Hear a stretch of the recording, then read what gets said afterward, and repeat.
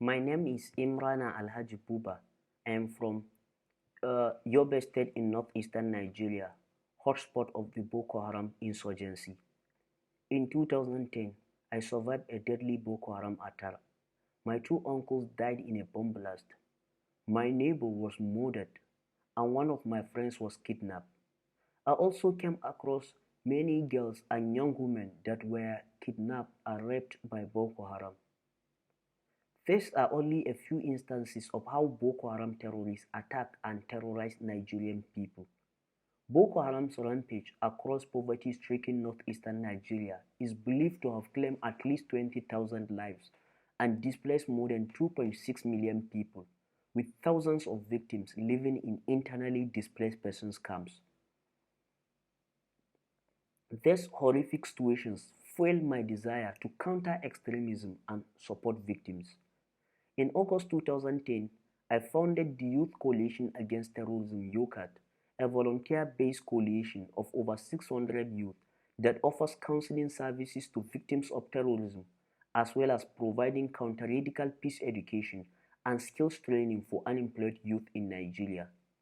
Despite our little efforts and that of some government agencies and humanitarian organizations, thousands of victims are yet to be given proper attention and sufficient care.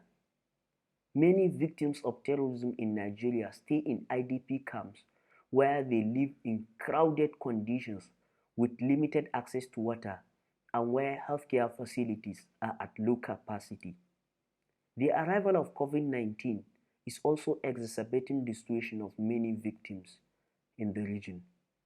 With social distancing and quarantine as the common strategies in slowing the spread of the virus, it is virtually impossible in tight, cramped, and usually unsanitary conditions of most camps. This means many victims are at heightened risk of contracting the COVID-19.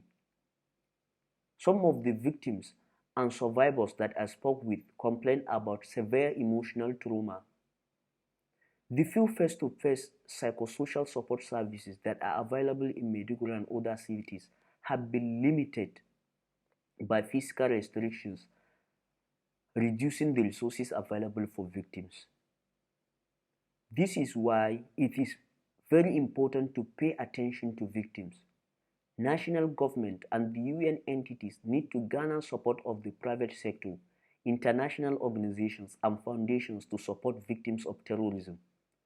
More than ever, it is crucial to provide victims of terrorism with access to not only doctors and nurses, but also psychologists, mental health experts, and counselors to help stem the tide of mental health challenges now and after the COVID-19. Supporting victims and their families is a moral imperative based on promoting, protecting, and respecting their human rights. The more we fail to provide for their needs, lead to the erosion of their resilience, which undermines the sustainability and inclusivity of our countries and communities. Finally, we should raise up voices of victims in countering the appeal of terrorism.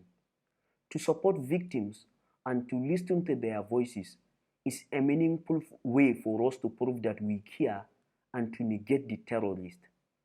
These credible voices unite our community against violence, and I believe that hearing our voices can help in countering this global menace. Thank you.